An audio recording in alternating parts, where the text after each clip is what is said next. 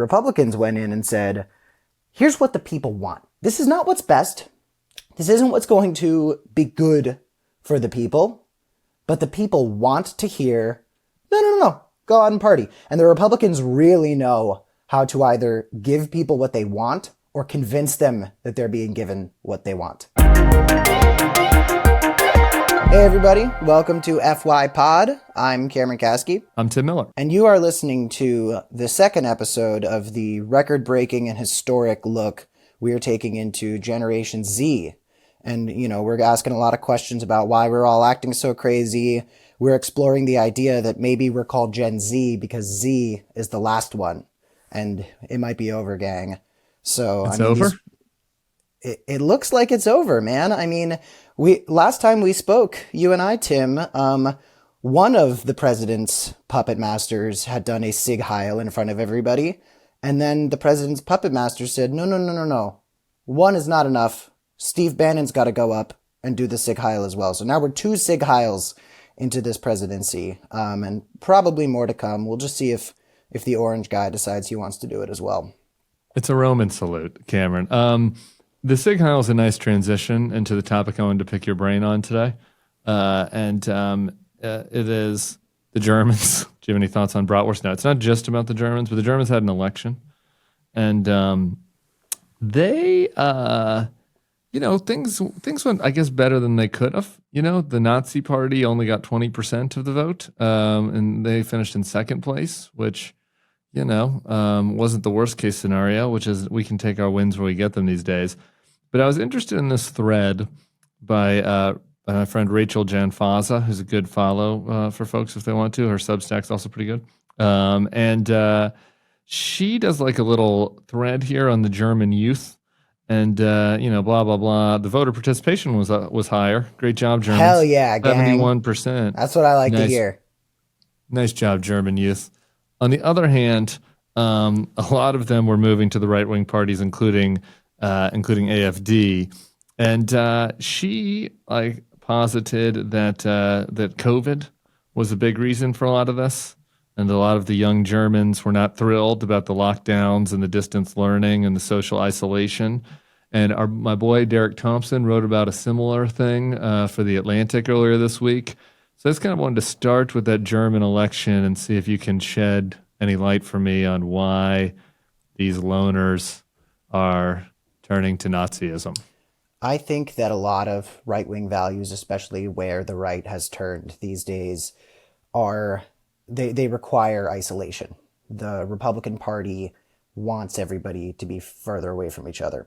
And they act like, we're going to stop lockdown. We're going to start the frat parties again so everybody can get COVID and have herd immunity. But they want you to be isolated. You move farther to the right when you're isolated because you are less likely to believe in the power of what happens when people come together to support each other when you're on your own. And, it brings to mind the fact that I have reflected several times that I don't think I'm that far from the life where I ended up a red pill incel type guy. I mean, I saw those ideas when I was a teenager. Some of them spoke to me in certain ways. And I flirted with this idea that maybe this party of bad guys, maybe if I join the bad guys, I can win too. And the thing that stopped me from that, I mean, I think my family, I think there were multiple factors, but I really think the reason that I did not turn to the right, which my brother did, and he had the same parents, the reason that I did not turn to the right was that I did drama. And in drama class, you are around women. You're a young man and you're around women. And it's harder to other women and to treat them like this other group of people when you're all part of the same team. Boys and girls feel different. Boys and girls act different. But when you're in drama class, boy or girl, it doesn't matter. You got to get on stage and make a good fucking show. And there were people of different races, ethnicities, that drama class really made us part of the same team. And the reason that I say this is I know a lot of young people who have moved further to the right because of loneliness. And I know a lot of young people who were farther to the right that I've watched surround themselves with other people And the more people that they're around, the more human beings they're interacting with, a lot of their right-wing views start to kind of fade away, and they start to have more faith in other human beings and have more faith in each other because they understand what we can all accomplish when we come together. So I do think isolation is the main thing driving these young people into these Nazi, I wanted to say Nazi adjacent, but I mean, Elon and Steve are Sig Heiling. You can call it a Roman salute all you fucking want. They're doing the Hitler thing. So I think isolation is part of that, and I think that part of what's driving isolation is also the way our social media algorithms are kind of locking us into our belief system. So once you start to watch those self-help videos made by right-wing douchebags who go to the gym, suddenly you're going a little further and you're going a little farther. I was on an airplane the other day. It was really funny. In the row across from me, there was a young man, probably around my age or younger, who was constantly refreshing his crypto. And then he was going to TikTok and watching Andrew Tate and TPUSA TikToks. And then the guy in the row in front of him was watching the Tim Miller show. And I wanted to go up to him and be like, hey, I'm sorry to bother you on the plane, but I actually just launched a show with Tim Miller. It's called FYPod. We were number 12. No, you shouldn't have gone up to the guy already watching my show. You should have gone up to the Andrew Tate guy and figured out how we could get into his feed. Well, look, that was the person whose feed we're trying to get into. I'm rambling, but I do think loneliness is a big part of what's driving young people to the right. And I think that, a big part of that is right-wing politics are working to drive us away from each other. The attacks on the education system are designed to make sure that young people are not going to school with people outside of their social class. And it's really disappointing. I'm with you on the loneliness thing and that having an appeal, right? Like if you're lonely, if you don't have a support structure, if you're not hanging out with women at IRL, you become more drawn to the Andrew Tate, I'm a tough guy and F the man kind of, element, right? You get drawn to that ethos. I understand that. The thing though is that and so I want to talk about that. But if you dial it back to COVID, and this was the theory that Derek Thompson was putting forth, was that a lot of this stuff was these guys feeling that the powers that be, the medical infrastructure, the government infrastructure, the schools, kind of failed them. Where they were not really at risk of dying from COVID, and their, whatever, their wrestling tournaments got canceled. They had fucking social distance graduations. They didn't, get to, experience their whatever these prime years of being 18, 19, 20, 21 in the way that they could have been able to. And I think that there's something legitimate about that. I understand why there's maybe a reactionary response to the people that canceled the graduations. I understand the other side of that argument too, but I'm wondering what you think about that. COVID was a real interesting glimpse into what happens when we all don't feel like we're on the same team. And I think, young people lacked the awareness and empathy to say, we're not staying at home for us, we're staying at home for everybody else. And old people, they don't deserve to die before it's time for them to die. That's one of the things that I saw a lot of young people saying was yeah, it's the old people who are at risk. And to me, since I'm such a woke hero, I was like, yeah, it's the old people who are at risk. There's this thing that old people deserve, and it's called not to die until they have to. And young people were like, no. But I mean, it is just a larger government failure overall. And I think that we lost a lot of faith in our institutions for a lot of reasons. I lost faith in democratic institutions when I saw Democratic congressmen selling all their fucking stocks right before the market went down. That made me a little less flirty with the Democrats, was when there were Democrats who were literally fucking gambling with our lives and making it about money. And then Republicans went in and said, here's what the people want. This is not what's best. This isn't what's going to be good for the people. But the people want to hear, no, no, no, no, go out and party. And the Republicans really know how to either give people what they want or convince them that they're being given what they want. So young people who were at home, and they were at home because they needed to be, because we needed to make sure we were stopping the spread, they said, okay, well, the Republicans are saying, no, no, no, no, no, go out, go have a ball. And why would you not want to listen to the fun uncle who's letting you take a hit of the joint when mom and dad say no? I know. So this is where, when you were saying at the top that you kind of understand, like you feel like, had you not been a drama boy, that you might have tipped over or at least been more intrigued by the red pill path. Like libertarian all boys school and Rand reading Tim comes out when I start to think about all this. And the Derek article he writes, he's like, maybe some of this group will not be Generation Z, but Generation C. There'll be people radicalized by COVID and turned conservative because of it. And like, I don't know, man. I know you're like mocking that notion that like, let's hang out with the fun uncle kind of, but I kind of get it. I don't know, right? I mean, like there's responsibility, sure, but isn't there somewhere between being a scold and being the fun uncle, right? I don't think anybody was really selling yes, be responsible. Don't go to a fucking, Molly party and then go to your grandma's house afterwards. Let's not maybe all breathe on each other in a gym, right, during the height of the COVID wave, but also too, we should have outdoor sports, and people should be able to go to the beach, and you shouldn't feel scolded if you're not wearing a mask, if you're, in an open air set, right? Like, I don't feel like that was happening. And I can understand, I think, right, the fun uncle appeal. Can't you? Of course you can understand the appeal. The appeal reached out to me, man. I was hearing stuff Republicans were saying, and I was like, I think this is the right idea.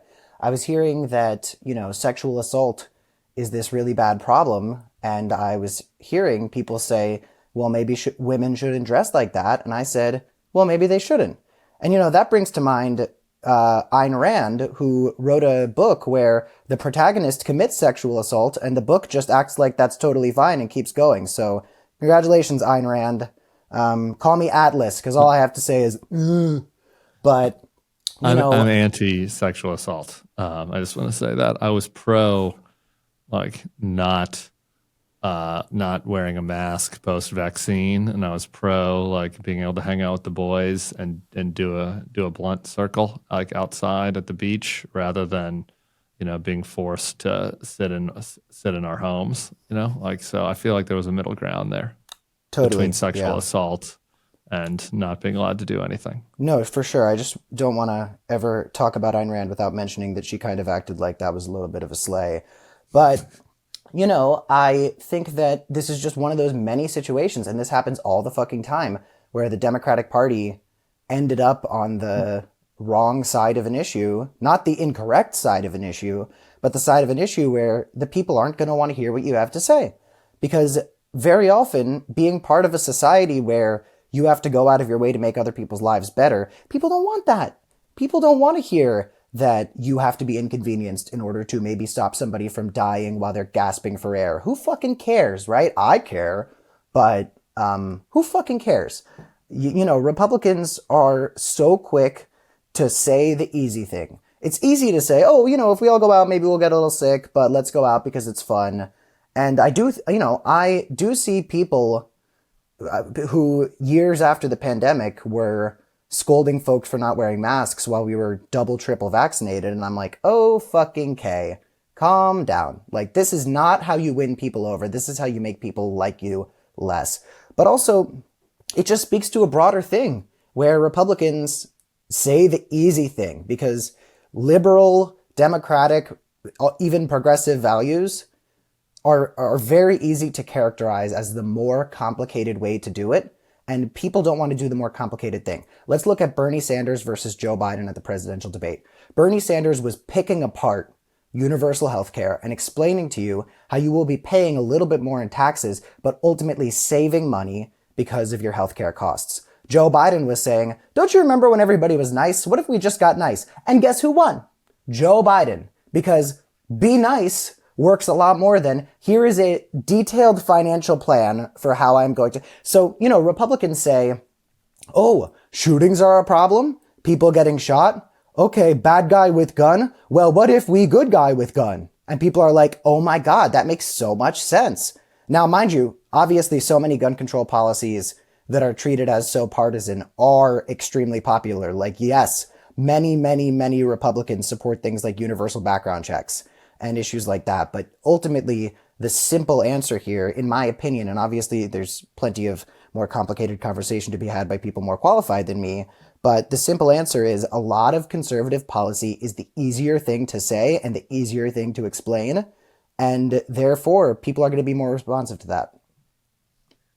I was did you ever get invited to the Dime Square thing? You know about the Dime Square vibe in New York? I know you don't party anymore, so maybe you don't know about Dime Square. Party. You should feel very lucky.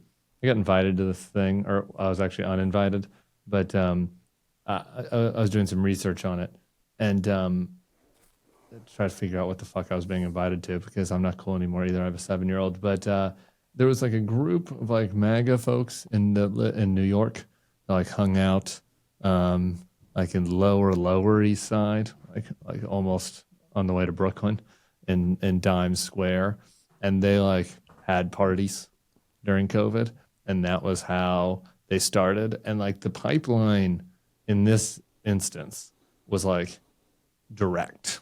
Like they were literally inviting the people to parties because they were the only ones having parties indoors.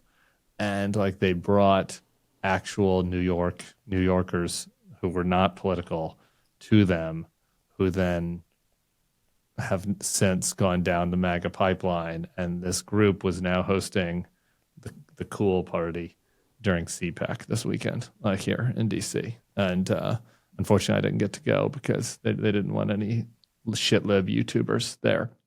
But I was intrigued by this just because of that, right? Like there is something to that. Like Obama did bring in people who like were there for the cultural, sheen, and I think that I maybe missed how much like the Republicans benefited from that during COVID with younger people. Yeah, and I missed it too because I spent COVID in a very tight COVID pod with a mid-30s political strategist. So I wasn't exactly dime square partying. My friends and I were actually quite satisfied with Zooming each other and playing Minecraft and playing Among Us and doing stuff You like were? that. That's interesting. You were satisfied Zooming in Minecraft. I found the Zoom hangs with my friends to be so unbearable to the point that I quit them. We did something. I did this with my college friends. We did something where we did a reading of a Shakespeare play. I believe it was either Twelfth Night or Midsummer Night's Dream, where every scene, everybody took a shot.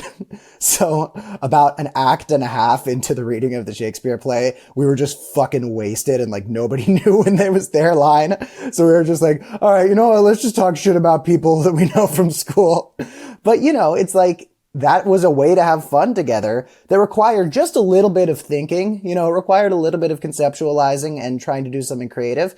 But looky here, we were able to have fun anyway. It was just not fun the easy way, and people want to do it the easy way. So, maybe this party group was able to attract people during COVID and throw a quote unquote cool party at CPAC, which, I'm sorry, even cool parties once thrown somewhere that the Nazis are hanging out are not cool. But, even if the young people are hot, most of the hottest people I know are actually extremely uncool. I know some very cool hot people, but it's actually crazy how, I have friends who are like influencers with hundreds of thousands, if not millions of followers, gorgeous, always going to beautiful locations, posting pictures at the nicest getaways, retreats, and parties. And you'd think that they have just this extremely bubbly, effervescent social life. But I know them. I hang out with them. They're my friends. They're bigger fucking dorks than I am. And I read fantasy novels every day. Like, turns out social media has us convinced that people are different from who they really are. Like, if I posted my actual life on social media, people would think I wasn't just a little tiny bit broke. But anyway, I think that a lot of young people who end up doing conservative things ultimately wanted to be conservative. They wanted to do it and they were just looking for an excuse. I know plenty of Jewish people who said, you know what, I was a liberal my whole life, but I'm voting for Trump because he's the one who's good on Israel. And I'm like, man, if you look at the Harris policy section on Israel in her campaign, it is almost indistinguishable from what Trump was campaigning on. They were both just like, No yep, we're going to condos. do what Israel wants. We're going to support Israel. We'll give them what they want. We're going to stop Hamas. But Trump was being more racist against the people that certain people wanted to be racist against. And therefore, because it was Israel, which is, something that in our culture is widely regarded as this thing that can do no wrong and is just purely perfect and good, they said, okay, now I have a reason to go to the right. But I know plenty of very pro-Israel people who are very Zionist, very pro-Israel, who saw Harris and Trump and said, I'm supporting Kamala Harris because she's in line with my values and she's supportive of Israel anyway. The Jewish people I know who moved to Trump because of Israel, they wanted to move to Trump anyway. Their social circles were liberal. They wanted to fit in. They didn't want to support the abhorrent thing. And therefore they were liberal and supported liberal causes. But then when they got away to support Trump in a way that they can virtue signal as some sort of, oh, this is to protect my people, they went for it. Those were not people who were liberal until Trump was more racist against Arabs. They are people who wanted to be conservative the whole time and then they got an excuse. So I don't know how many people with true liberal values got pushed to the right by the ability to party. I think there's just this idea as you're a young person growing up that liberalism is the way to go because we all ought to come together and support each other and be part of something bigger than ourselves instead of isolating as much as possible. But then they were like, oh, the Republicans are letting me party. I'm going to be a Republican now. And I just don't know if a party is going to make you say women should not control their own bodies. I don't know if a party is going to make you say minorities who have worked their entire life to get a position that there are now programs to support them getting over some white Nepo baby hire. Those people are just woke DEI, and to quickly dismiss the accomplishments of people of color as wokeness without even looking into the tremendous things that they've done to get their positions. I don't know if parties during COVID really did that. I think it just gave people an easy in. Derek Thompson, smart boy, he's offering the premise that it is the alternative, that actually the desire to go to Times Square parties did give people a rationale for opposing women's rights or not caring about it. And I don't know, maybe there's something to that. I'm going to weave. Trump does the weave, but we're going to weave here. We know how to do it. I'm going to tie the room together for you. Because here's the thing that I don't really know the answer to, that I think is a real pickle for those of us who don't want fascism in appealing to this group. If your point that isolation and social isolation make the kind of anti-establishment Republican view, whatever you want to call that, anti-elite, anti-institutional Republican view more appealing because you're isolated, because you don't have experience with other people, you don't have experience with women, you don't have experience with people outside of your income bracket. I'll buy that. I'm with you on that. I think there's something to that. And then if you layer onto that the point that I was trying to make about how Republicans did make things more fun during COVID, and in a lot of ways people are reflecting back on that and making them more appealing, which I think is true to an extent. And you layer on top of that like Democrats right now don't want to talk to or appeal to or date or kiss anybody that likes Donald Trump at all. Like, how do you crack the nut? Aren't we stuck? Aren't we stuck then in a situation where people are isolated and they're appealing towards, and so they're going to be drawn more towards right wing stuff, and nobody who has progressive views is going to let them in or make it seem appealing for them to switch back? I think it brings to mind how dangerous their attack on the public school system is. And, while Trump is distracting everybody with fucking Greenland and Canada and the Gulf of America and just other stupid bullshit, we're watching the Department of Education get absolutely fucked, and they're going to rip it to shit and make it a disaster. But schools are where young people come together. Schools are where they meet each other. Schools are why a lot of the public school kids I know are cooler than the private school kids I know. And it's really important for us to have these social spaces. I read some article, and by that I mean I read the headline in the first two paragraphs about how young people are lacking social spaces where people go and cohabitate and hang out with each other. And that kind of just reminded me how my friends and I face that. Like, fortunately, as I've said so many times on this podcast, and I will continue to until the Bulwark sends me an email to stop. Fortunately, I'm really cool, so I can figure out these things for myself. But a lot of my friends kind of want a place to go where they can like meet and hang out with other people. And we lack these things. And school, public school, is such an important part of that. And getting to know other people is such an important part of that. And I was a very lonely kid because I was never in tune with young people my age. I, in many ways, was much more mature than them, and in other ways was much less mature than them. But I was very rarely as mature. I was just all over the place. And, this speaks to something I normally talk about in greater length about how maturity is not a linear thing that just is some basic crescendo. Maturity is a circle, and people grow out in all these different directions at different speeds and different ways. So I have friends in their late 30s who are extremely brilliant people where I make more mature decisions than they do in some situations. And then in many more situations, they're more mature than I am. But all this is to say, I was a very lonely person because I was very different from my classmates. And I remember the feeling of feeling like there was no place for me in this world. And it is a very bad feeling, and it can really ruin your life. And it left me thinking sometimes, what would happen if I just disappeared? I mean, and this is coming from someone who has the most loving family in the entire world. My family treats me in such a great way. My parents went out of their way to say to me, the best version of yourself that you could be is the one that's the most Cameron. The best thing you could do is embark on the pursuit to become true to yourself. So I had the best support I could have ever had from my family. I couldn't be more grateful, and yet I still found myself feeling so alone and so isolated. And this was before fucking social media. I mean, there was like Instagram, but this was before TikTok was fucking everybody's brains up. And this was before COVID. I felt alone, and I wanted answers. And the feeling of feeling like there's no place for you in this world is something I would not wish upon my worst enemy. And it put me in such a dark place.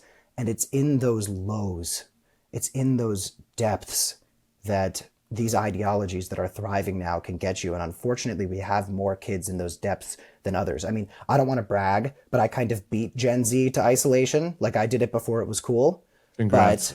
But, it was being someone like that. And it's the young people I know who had similar experiences to me that are the ones who are super red pilled right now. The ones who I had to unfollow on Instagram because, as interesting as it was to see them get radicalized, I just couldn't put up with it anymore. Pepe the Frog started as this adorable little cartoon. I loved Pepe the Frog. He was a cutie patootie, and then he became a fucking Nazi. And I just couldn't look at him on my Instagram story anymore. But it's the isolation that does this. And it's so crazy. Young people are not getting this important lesson that you can play a part in making somebody feel less lonely. Even the smallest things you can do, the littlest bits of attention you can pay to people, the recognition that you can offer them as another human being who deserves respect and dignity and deserves to be seen. You can do such small things that could very well ripple into saving somebody's life.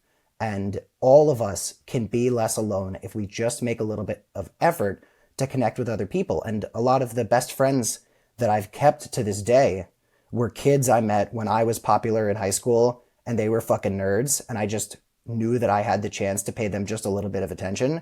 And I saw them and I saw myself in middle school feeling like I had no place, desperate for somebody to just come up to me and recognize that I was fucking alive. So that kind of part of me that saw myself in them made me go up to them and just pay them a little mind and say hello. And now they're some of my best friends to this day. And I forget that they were kind of a, loneliness DEI hire in my life. This is the real challenge, though. And like, this is hard. This is a lot harder than the other stuff that we're talking about on the pod. And because it's like, finding a place, like, it's one thing to, like, middle school fucking sucks for everybody, right? Like, it's one thing in middle school to like find another middle school kid and go up to them and, be a nice person and welcome them to sit at the table, right? Like that doesn't happen a lot, but like there's not a lot of preconceived baggage there, right? Like a lot of times it's just surface level middle school shit, Like this is like way harder than that, right? Like this is like, how do we engage people that you think are kind of terrible and bring them out from isolation? Like that's a lot harder challenge, honestly. Yeah, and I think it requires a belief that human beings are better than everyone's telling us that we are. And I think that this is a problem on the left and on the right. We are all characterizing the other as bad people. And if you can have some belief in the human spirit that humans have good in them, that's not to say, let's let Steve Bannon do Sig Heils. That's not to say, you know, Right. if Hitler had gone to art school, he would have been a super nice guy. Not that there's much of a difference between Steve Bannon and Hitler these days. But, if And you Hitler might have have gone to art school, actually. He was kind of really into the arts and frou-frou stuff. Well, listen, I today was talking about how the thing that stopped me from all these ideologies was drama. So in many ways, Hitler and I have the whole should have gone to art school thing in common. Yeah. Hopefully not much more though. And I think that young people need to reinvest in each other. Young people need to be given the chance to believe in what we can do for each other and what we can do together, because it is in meeting other people and understanding their relationship with this thing that we call being a human who's alive that we all become better. I know young people who were on the right again who got a little bit more hope in our ability to support each other, and in doing such had a few more values that were a little bit better and more progressive because they met other people. And I think that we need to support this notion and this truth that if you support certain things that a party supports, that doesn't mean you need to believe all the shit that they say. And I know young people who identify as conservative that do believe women should be able to get abortions. I know young people who say that they're conservative, say that they're Republicans, who think that we need to have background checks on guns, and who think that trans people should just be left alone. There are young people on the right who I'm friends with, whose, I believe in supporting and uplifting trans joy and platforming their voices and celebrating them. But I know young people who just say, you know what, I don't know what the hell they're doing, and that means I'm not qualified to tell them how to do it. And it is in meeting other people that they were able to get these beliefs. So I really think it all ties back into this question of how can we get young people to buy into each other again and support each other and build community, because it is in building community that we can stop things like fascism, and it's in isolation that fascism thrives. All right. We're going to be building community after this. Your buddy, Josh Rush, there were some dating rumors about you at one point, it sounded like. He's on some Disney shows I'd never heard of, but they're apparently amazingly popular. He was the first gay Disney character, which I don't think we're going to get many more of those in the next coming years No, in this yeah, culture. that'll be like antiquated. Yeah, Having being a gay Disney character. Like we can put him like in a Hall of Fame, I guess. Well, it's because not we're called allowed gay to have anymore. any. It's just called woke. He was the first woke Disney character. He was woke. Yeah. No more woke DEI Disney characters. No more. No lesbian kisses in Buzz Lightyear. No Josh Rush having little boyfriends in whatever show that was. Andy Mack.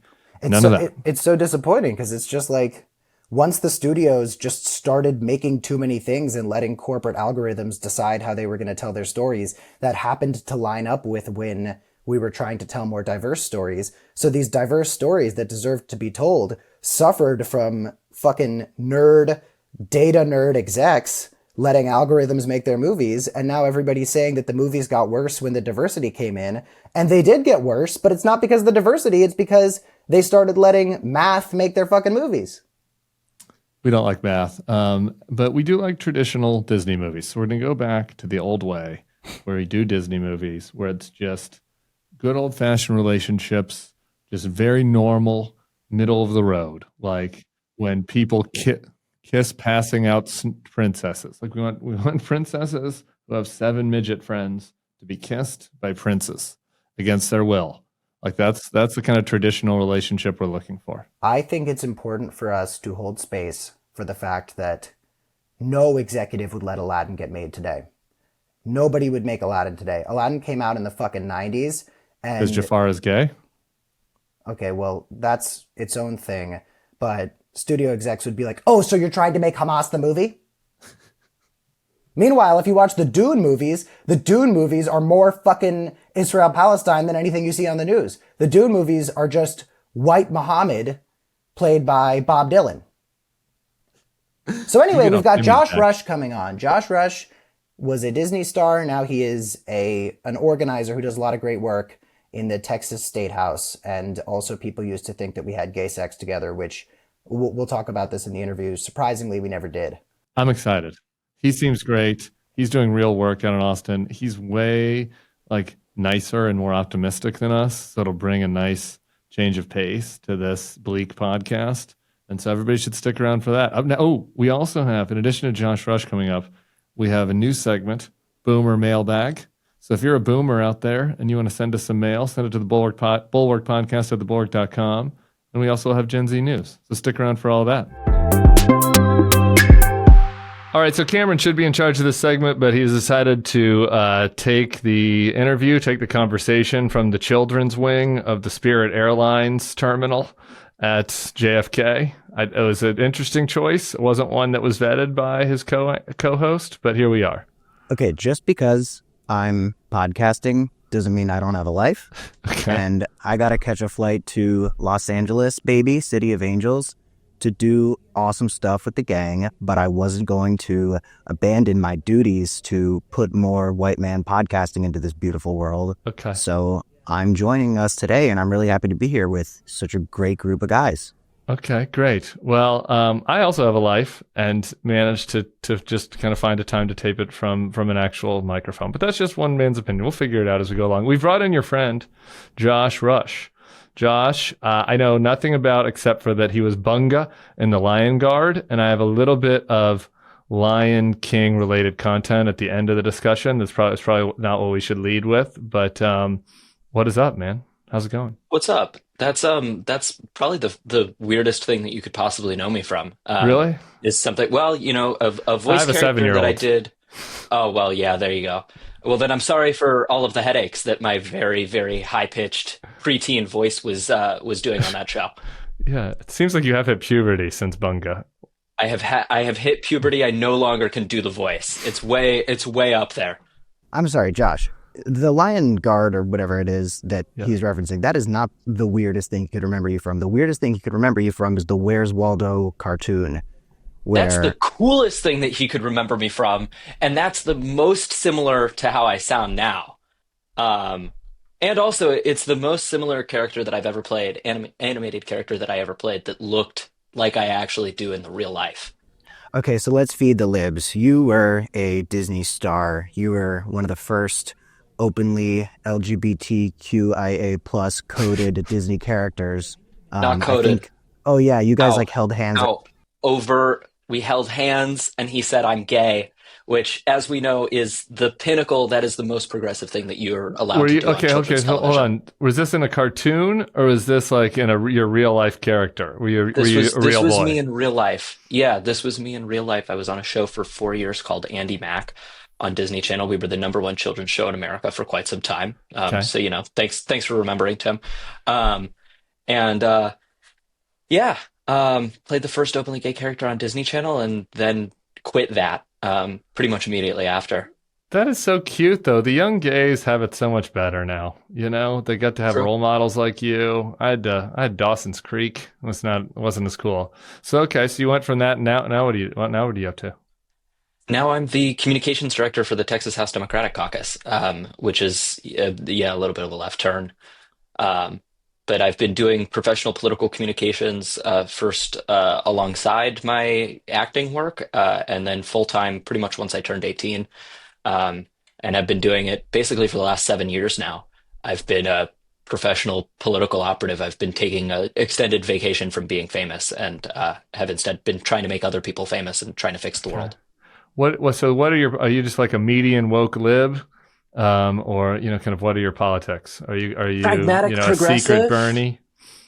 I was a Bernie guy 2016, 2020, convinced both of my sort of moderate Dem parents to vote for Bernie in 20, which I was very proud of. I was a surrogate for him. but have worked for basically everyone at this point. Have worked for Democrats, have worked for Republicans, have worked for independents. My political philosophy is dictated by the work that I'm able to do, and like my like personal goal, which is to be the absolute best Swiss Army knife for beating fascism that I can possibly be. Hmm. That's the political philosophy, is that there are bad people, they are on the rise, they're becoming more powerful, we're watching it happen, and the opposition to the bad people is not doing a very good job at fighting back, and so we need to be as creative and different as we could possibly be.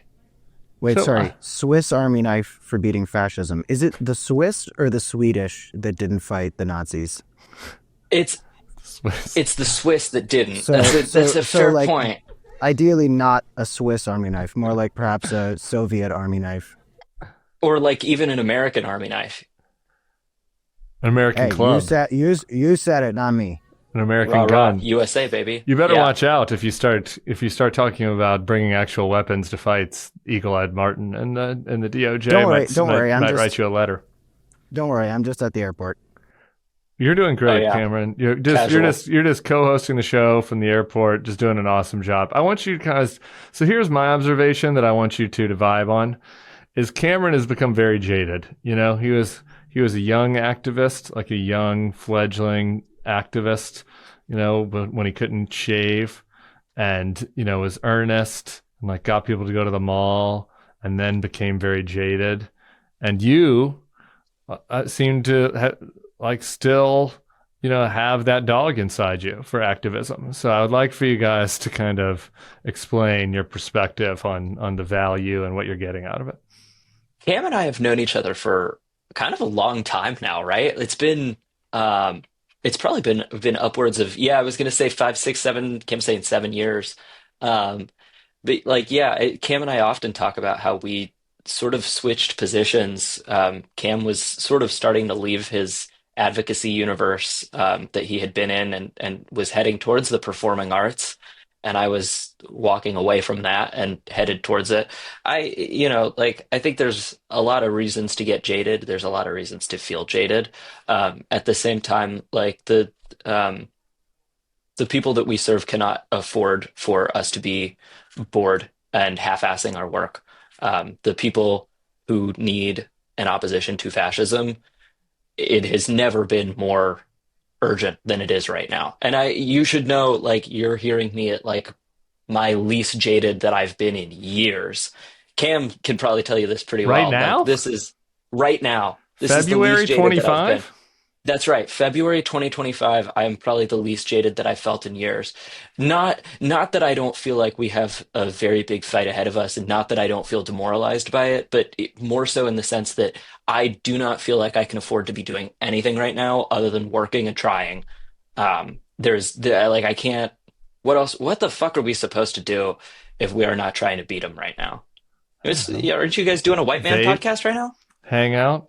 We are doing a white man podcast, but I had to. It's kind of like my job, and so I had to keep doing it. But I would get like wanting to check out right now and not being being nihilistic. I don't know. Like I've heard from a lot of people that are just feeling more nihilistic now than ever. Like what is making you go the other way, do you think?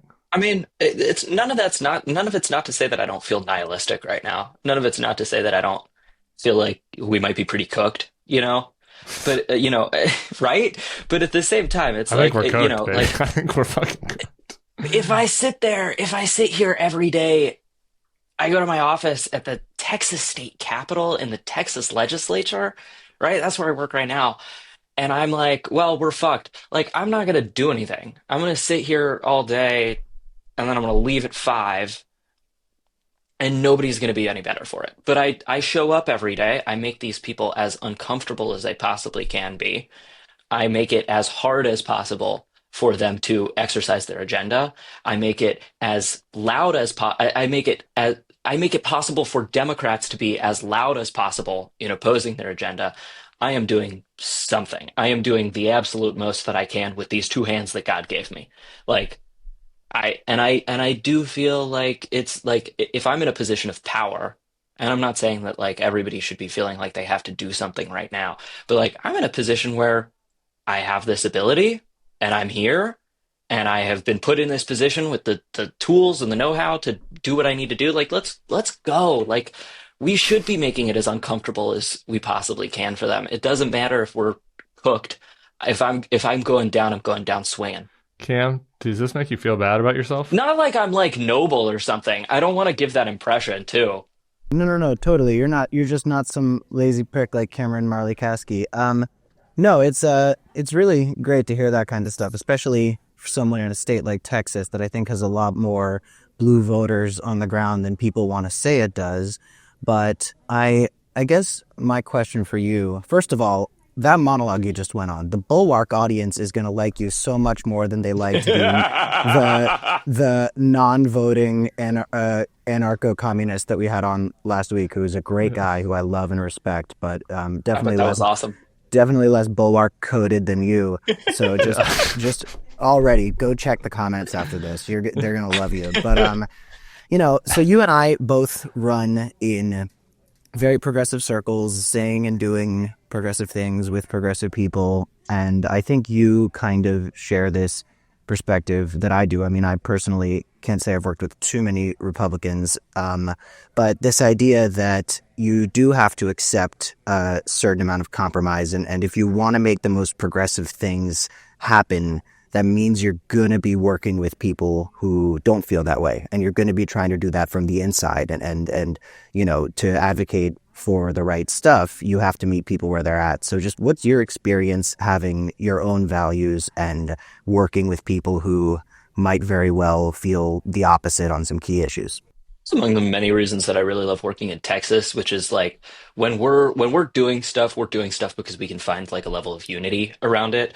Inside of the Democratic Party, we are beefing with each other about so many different things. Here in Texas, we can kind of all come together and we can be like, well, like we think trans people should be protected. We think that they should have some level of protections. Therefore, we're against what a lot of the Republican Party does in that context. We're against school vouchers, right? In basically every format. This is the really easy one because Republicans are trying to pass a school voucher scheme in Texas that's the largest, they just introduced yesterday, the largest school voucher plan ever introduced into the Texas House got introduced yesterday. It's very easy for us as Democrats to get together and say, well, we think that sucks. We think that they shouldn't be doing that. So like, I think being in opposition is fantastic because it gives you this opening to say like, well, like we may not agree on all of our preferred implementations on school finance, right? I worked in California for some time. That's, you get really into the policy weeds when you're arguing and debating among progressives and among the left. Here in Texas, I'm getting along with the furthest left members of the Democratic caucus and the furthest right members of the Democratic caucus. We've got a whole big tent because what they are doing on the other side is so insane and so bad that everybody can get in the same damn boat together and say like, all right, well, we think this is bad. I love being in opposition, and I love fighting in like red and purple states where we actually have to fight against them. Okay, I have a question for you and for both of you, about how you can fight in red and purple states without being so annoying. And I have an example for you I'd like to give from just 2 hours ago. I was walking to lunch, and this person, God love them, they don't know that I have a anti-Donald Trump podcast. All right. They must not be a listener. That's fine. So they don't know that I'm already out there in the battle space. And I was going to humble brag. I was going to meet a senator for lunch, and we were going to talk about how to beat Donald Trump's ass. They didn't know that that's where I was on my way to, and then I was late. But that said, I walked by and she goes, "Do you have a moment for trans rights?" I replied, "Sorry, not right now." Her reply, "I forgive you." I wanted to turn around and be like, fuck the trans people, actually. I was like, is there somebody else? Is there an anti-trans person whose thing that I can sign right now? And I do think that in your guys' world, like, maybe not you two, but some folks are a little bit like, maybe you're being a little bit counterproductive in their activism. So I'm wondering how you think about that and not creating backlash by being annoying, Gen Z people chastising other Texans.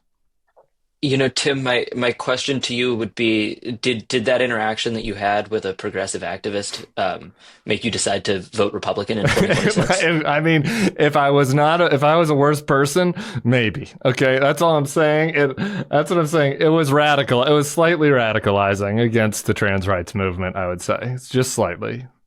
So you got annoyed, and your I get knee-jerk annoyed. reaction is just to fully vote against him in 2026. No, You are probably in the minority of Americans.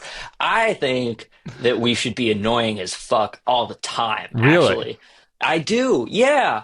Mostly towards Republicans, but like Okay. I think that there's a lot of good reason to be annoying towards your Democratic representatives right now and make sure that they are being loud and outspoken against, Donald Trump and his fascistic agenda.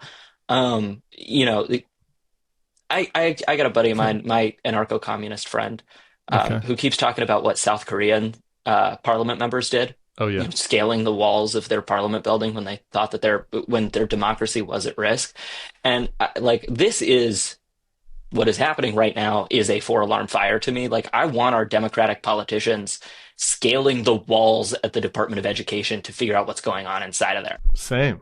I want us in there when they want us out, right? Like they are actively attacking our institutions, but like beyond that, not only they're attacking our institutions, they're attacking our children, our futures, our families, our food system, and our flights.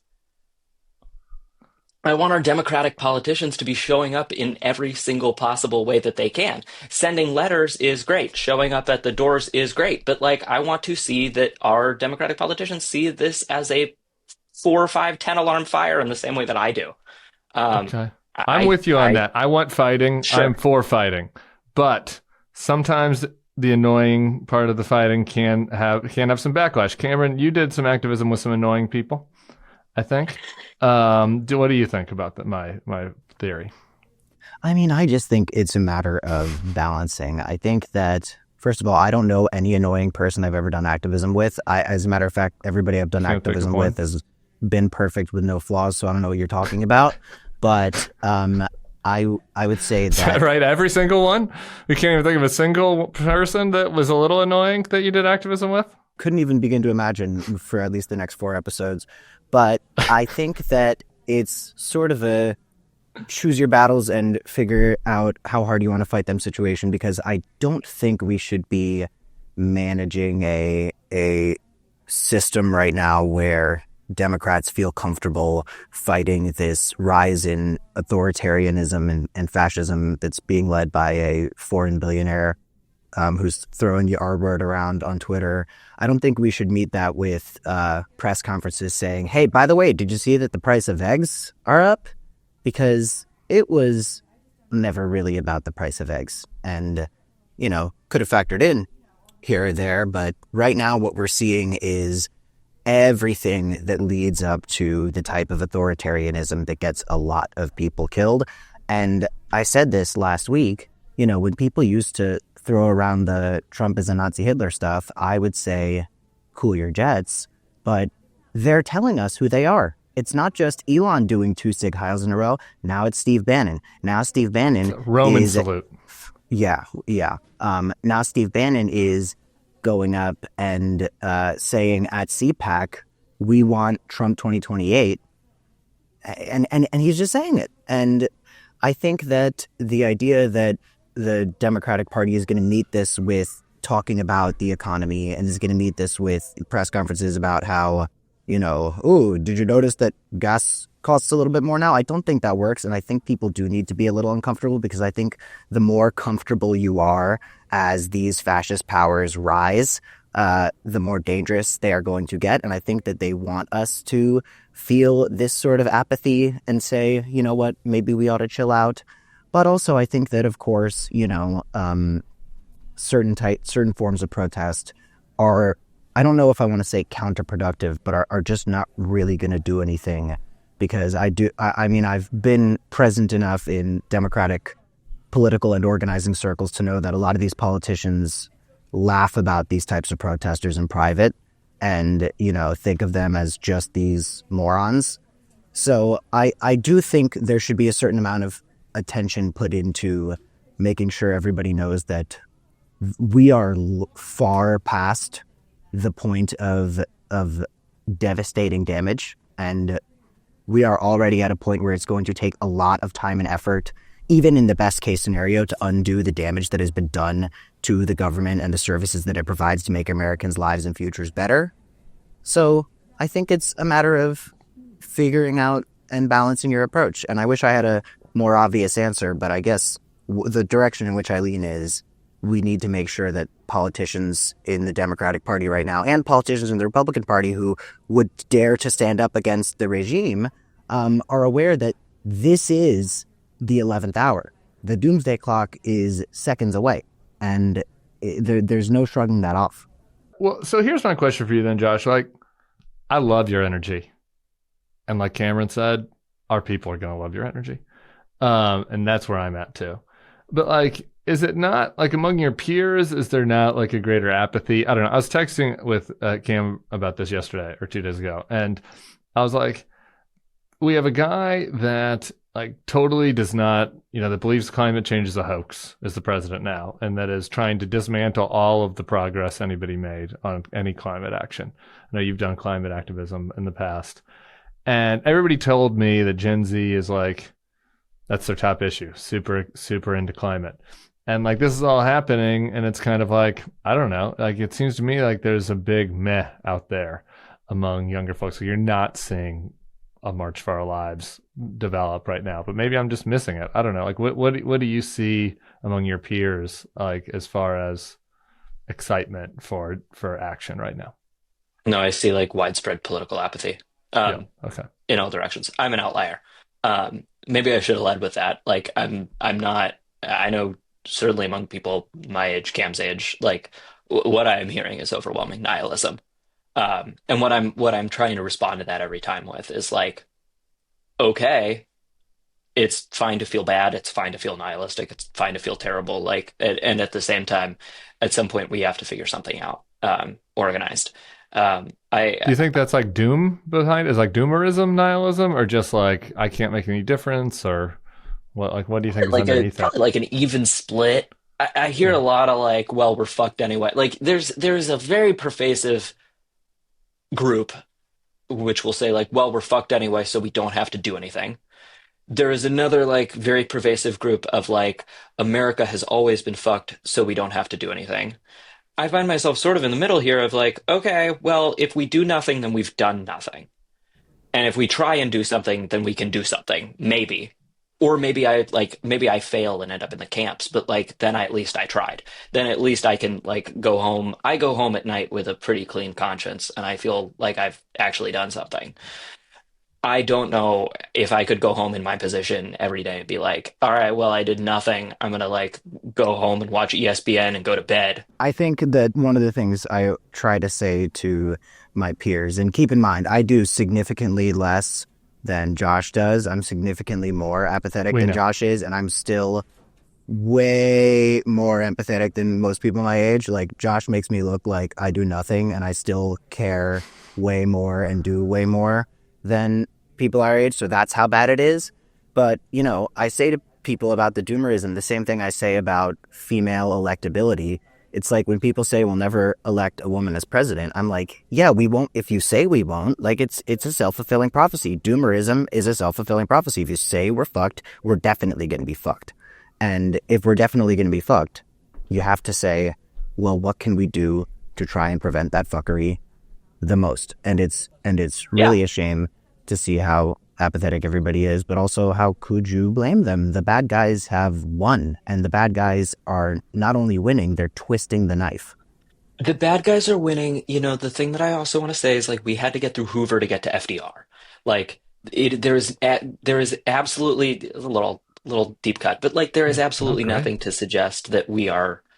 This is where I was about to feel like old man had to give a history lesson here when you're like, and half of my friends are like, America was always fucked. I was like, what? I was like, go and watch a movie about 1962. Like, things have gotten a lot better. I agree with you. Yeah. Just for our Gen Z listeners who might have some questions right now, Hoover and FDR were presidents in America.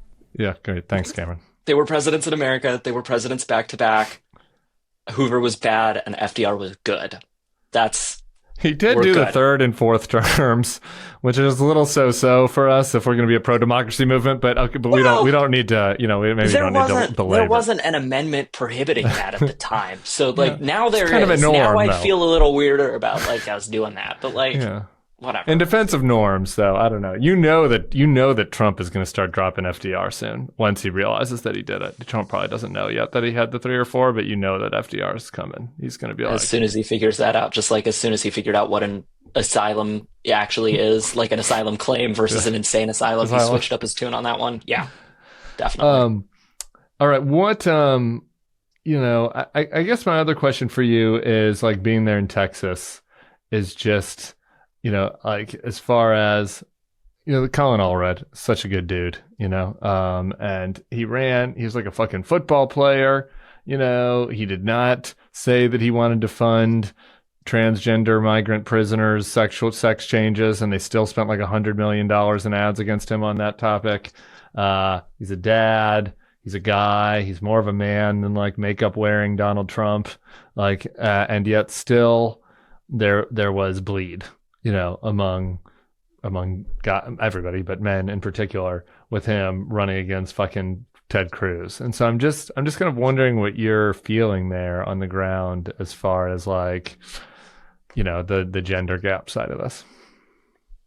I mean, I won't speak to the Allred thing specifically, just because I wasn't here for that. I was working a different race in North Carolina at the time, with other insane candidates that I certainly can talk about. But I just mean in the context of you're going there now, you're running, and people got to be like, God, I mean, Allred. If you're looking for a model on what you're supposed to do better with men, like you would think it would bio. be it. Yeah. Colin Allred for sure has got like the bio that you create in the lab to like run as a Democratic politician. The gender gap exists. It's real. There is a a counterculture almost movement of, insurgent toxic masculinity.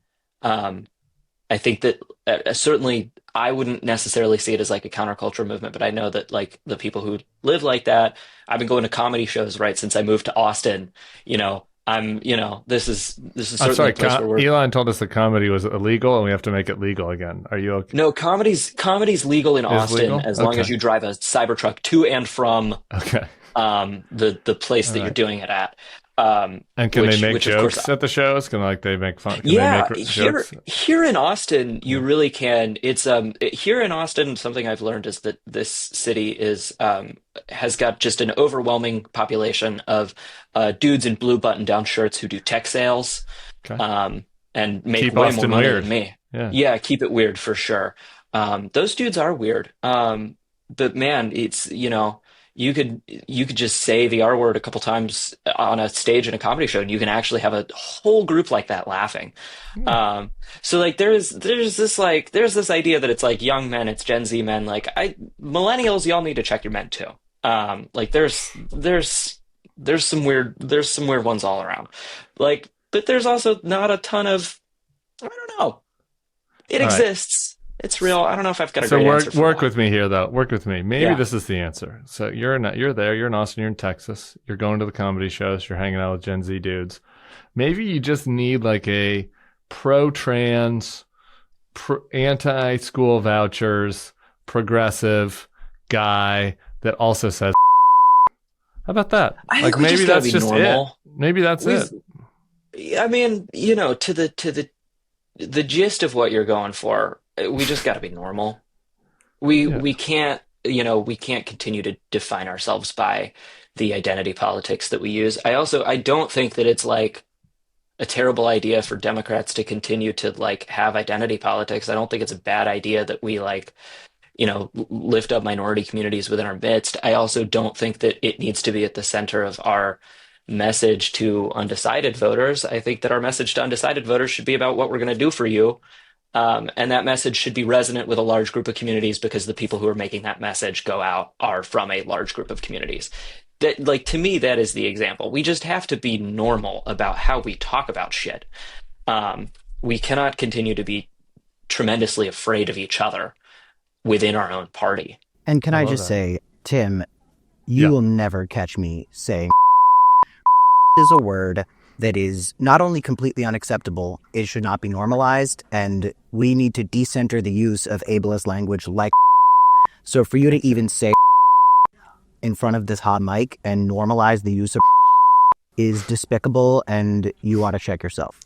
You have anything else you'd like to add, Cam? I apologize. I want to get to, I need to talk about Scar being gay, and we got to get to Gen Z news. But so while taking a break, Cameron, do you have any other topics for Josh before we talk about Scar being gay and Gen Z news? Yes, real quick. So Josh Rush, Disney Channel superstar, icon, twink, everything that's good. That's what they call me. Yeah. Now that you and I are on our twink deathbeds, Josh is an otter now officially. Just so you know, I don't know. Okay, but yeah. Anyway, For those of you who don't know, twink is an otter who has some hair going for him. I am looking. An otter at... is a twink who has some hair going for him. Correct. He corrected. Is that not what I said? No, No. You were wrong. Okay. My bad. So, speaking of otter, Space Otter 42 on Tumblr posted a selfie of you and I at this very airport from 2018 with the caption, Joshua Rush and Cameron Kasky, the subject of Josh's planned future first date with a guy. Josh says this will happen if he gets 1,000 tweet replies with proof that the person has registered to vote. Cameron is openly gay and turns 19 on November 11th. This picture was posted on Josh's Twitter 3 days after Josh came out as bi. So these rumors from the internet in 2018 that you and open homosexual Cameron Kasky were dating each other. I'm just so jealous. Like, what is that like? People tweeting that you might like about your love life? Like, that's fucking awesome. Like, did you appreciate how awesome that is? Or like, were you annoyed by it? Because it's awesome. Were you annoyed? I think I was annoyed. Right? I think that I was annoyed at the time. People don't know. You don't know how good you got it, man. You don't know how good you got it. Would have been great. So true. How do you know the good old days are over till they're gone? Yeah. What about you, Cameron? Did you enjoy it or the attention or no? You enjoyed it. I enjoyed that. I thought it was funny. I don't know how much I enjoyed the invasion of privacy, but I also didn't really care because most of it was funny enough that I found it amusing.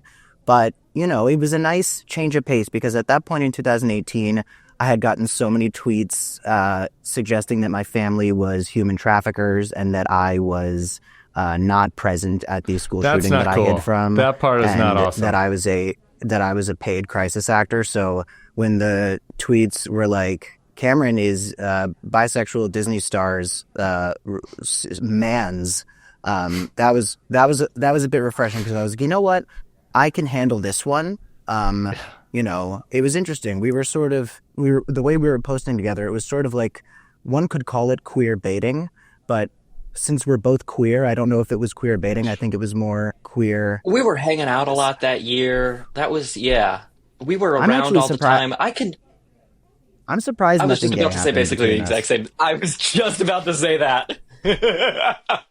You know, life is long. Maybe one day. Now I'm getting uncomfortable. Okay, I have a Lion Guard question. It is related, actually. Okay. So, Scar, have you seen Mufasa? Have either of you seen Mufasa? You don't have children, so you haven't seen Mufasa. I don't consume media. Okay, this is going to be distressing. Scar was obviously gay.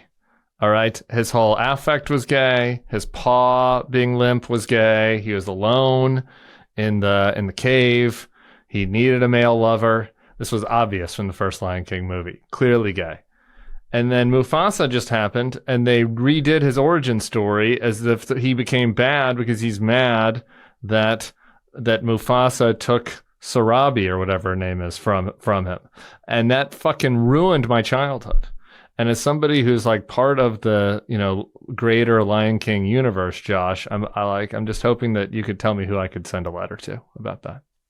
It's let me just make sure I'm correct about this, but it's 500 Buena Vista Boulevard, Okay. Burbank, California. Okay. Do you make sure have that I'm somebody that correct I could Yes, put attention? I actually still remembered that. Attention to who? I'm not sure, but you know, that's Okay, we can the talk about it central corporate offline. headquarters for the Walt Disney Company, and Disney Channel. So Okay. That's Thank you. That's not that helpful. I'm devastated. Wow. And when Cameron told me you were going to be on, I was excited that I finally had an in on this, and you've done nothing for me. But Sadly, I've left that behind for democratic okay. politics, Well, so and I I'm appreciate your useless to you energy. now. That's not true. I really appreciate your energy. It's just in this one specific complaint, you couldn't help I me. understand. Okay. All right. Before we get to the Gen Z news, I have another new segment for this show. It is called Boomer Mailbag. If you are a Boomer listener and you are a grandpa or grandma and you're listening because you want to hear what your grandkid's life is like, we appreciate you. Thank you for listening to FYPod. The first mailbag item, and you can email us, bulwarkpodcast@thebulwark.com if you are a boomer and have a future comment or question. The first is from, I guess I'll redact his name, but a frequent emailer. He writes this. Notre Dame professor of political science Patrick Deneen said, "My students are know-nothings. Their brains are largely empty, devoid of any substantial knowledge. That's how I felt listening to Klasky and Geik. Don't get me wrong. It was fascinating to learn that people like them are influencing hordes of young people. Imagine how much bullshit the guys like Geik and Klasky, spelled wrong, are spewing to their young listeners. Good luck, America." Do you have any response to that mail, Cameron? No, I think he covered everything. Josh, do you have any thoughts for the mailbag segment? No, that's definitive. 100% agree. Cannot believe you're spewing such bullshit to our younger generation, Cam. Let me say, I am just honored that he thinks that I inspire hordes of young people. So thank you to Mr. Klasky guy, and I hope he writes back next week with some more feedback. He actually has written 3 emails, and so if no other boomers write an email, I have another one for him for next week's mailbag. So appreciate you, BW. All right. Next up, Gen Z News and producer Sebastian. So this is from Fortune again, like last week. Title, Gen Z is doom spending, not saving, survey finds. And that's bad news for their financial well-being. A recent survey bears out the trend, finding that 47% of Gen Z respondents did not have an emergency fund, and 27% of Gen Z carry more debt than they do savings. Explain to me how you guys can not drink, not have sex, and not have savings. What are you spending your money on? Eggs. Yeah, rent. I saw this. There's this post that I've seen 100 different places, which is, an old person saying, anytime a kid says, okay, boomer to me, I'm going to say, okay, renter. But, the cost of living has gone up so much. I can't say I'm a big doom spender. I definitely have a good deal of friends who spend money on some things that leave me asking why exactly. But I think that it is all part of the larger doom narrative, the same doomerism that affects our politics and the way that we view ourselves and our futures. And it's this collective feeling that we are at the end. So if it's the end of the world as we know it and I don't feel fine, sorry, Michael Stipe, I'm going to spend my money. And again, I can't relate. I can't say I have much money, but I don't spend it that much. That's why I dropped out of Columbia. What is doom spending? I saw this in the article and they didn't give a definition. Is it just the world is ending and now we're going to go take a cruise because of it? The world is ending, so we're spending. So who cares about saving money? Who cares about, me carrying over this credit card debt to next month, even though my APR is, 45%? What am I going to do? Buy a house? Like, I'm not getting my $20,000 for Kamala Harris. I think this is just kind of boomer shit, to be honest. We got this too, us millennials. There was a whole meme about this, about how we were wasting all our money on avocado toast. We don't cook anymore. And you were and you don't, right? I was spending my money on avocado toast, and I didn't cook. That is correct. And yet... In 2014, we all were. Yeah, and here we are. I have savings now. Thanks to you, our Bulwark Plus subscribers. Okay, next question, Sebastian. All right, so new poll survey from Gallup says that more than 1 in 5 Gen Z adults, those born between 1997 and 2006, for those who aren't aware, identify as LGBTQ+. 31% of Gen Z women versus 12% of Gen Z men. So gay agenda thriving, despite Josh, I believe, drinking from a Chick-fil-A cup right now. I have some problems with this. Cheers. I think you guys are to blame for the backlash against the LGBT community. That is too many. What was the percent again? Of just Gen Z. Total. 31? 1 in 5 Gen Z adults. 1 in 5? 31 Gen Z women versus 12% of Gen Z men. So it's not the young white dudes of this podcast that are ruining it. It's the woke lesbian women that are ruining it all. Yeah, one of you guys has to go back straight. Actually, well. Let's be clear. There's a very easy explanation for why the number is so much higher with women, and I have been with men and women, so I can confirm this. Women are better. So if I was a woman and I tried, the other side of it all, I don't understand why I would ever go back. Whereas with men, to be with other men is to realize that those things that people say about...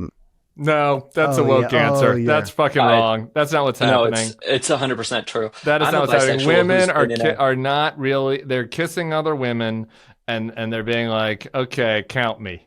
I count because I did a makeout one time. Then they're counting disagree. themselves. I think that I did a makeout. You think 31% of women have done cunnilingus? You think 31% of Gen Z women have done cunnilingus? I refuse to fucking believe that. Absolutely. Yes? Yes. I don't think 31% of Gen Z anyone has actually done that. From what I've heard. From what I've heard around the block. No, I actually think I know a good deal of Gen Z women who identify as straight. Actually, I know a great deal of Gen Z women who identify as straight that have had their kissy sessions with the other girlies. So I think that these numbers on both ends are actually criminally underreported, as they always have been. Everyone's always been gay. It's just a matter of who's going to say it. And if you don't believe me, look at Abraham Lincoln, look at the Greeks. Everyone's been gay the whole time. Josh, I did a movie about Abraham Lincoln once, and I can tell you for sure you're 100% right, Cam. What do you think about the girls? You think 1 in 3 women have, kind of gone down under? I say this as a bisexual person. I think we have a crisis of bisexuality in this country. I think we need more people to pick a side, and we would get these numbers to somewhere stable. I'm desperate for Cam to book a non-bisexual. I'm not sure that it's going to happen. Everybody, he sent me a list of 13 potential guests, and there were 12 bisexuals and a trans person. I think we're on the list. I don't understand. Correct. An interview that's now going to be very different now that Tim has had that encounter on the street. Here's what I'll say. That was bitchy. I don't think we need less bisexuals. I think we need bisexuals to stop acting like this.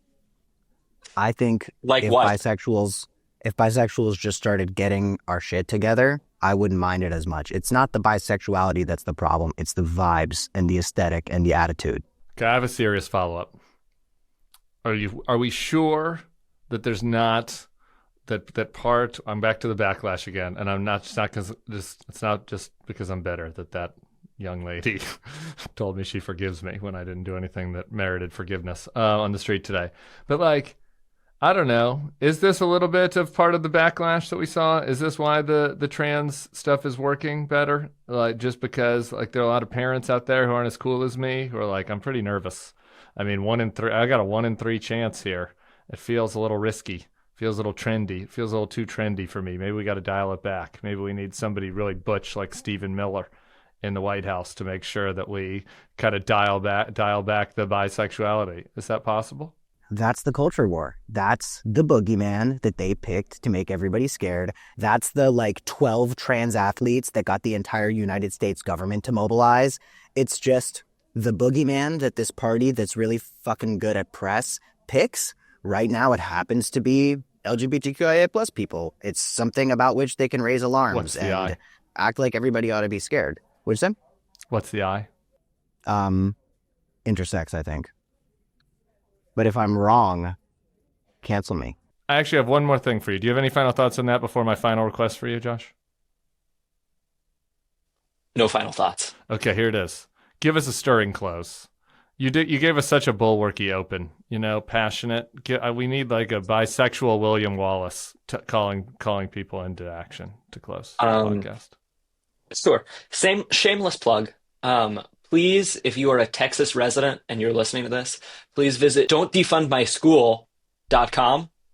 Please visit that website. Enter the school district that your children or you, if you are a child, go to. find out how much it will lose under school vouchers, enter your zip code on that website, get a script to call your representative.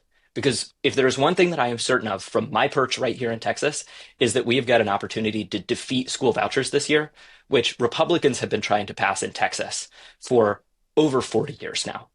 This is a project that came out of segregation. They have been trying to pass school vouchers in Texas. They have been stymied every year by a bipartisan group of Democrats and Republicans who have said, hey, this is a scam. This is bullshit. We want to stop this. We have still got an opportunity to defeat it here in Texas. If you are not here in Texas, please don't call a Texas state representative because they won't care about what you have to say. But if you are not from Texas and you are feeling stressed out and you are feeling nihilistic about everything that is going on, just know that we have got a legitimate shot here in Texas at defeating school vouchers, which has been a Republican priority in damn near every state in the country and has won in damn near every state in the country. If we can do this here in Texas right now, you can get off your ass too, and you can start working for it, for defeating them, for at the very least making sure that it is clear that you stood up against this. That's all. I'm ready. We can beat them. You just have to give a shit. I love it. That's what I was looking for. You're great.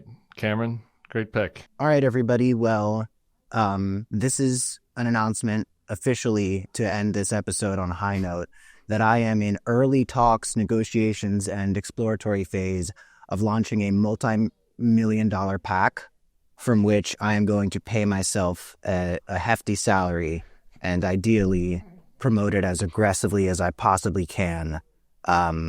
Whether or not my focus should probably be on strengthening the Democratic Party. I love the Democratic Party, totally slay, but I'm really focused on me right now and my interests, and ideally gaining as much financially and opportunity-wise as possible. So, all right. Thank you, Cam, and thank you, Josh. This is FYPod. Cameron, go catch your flight. We'll see everybody next week.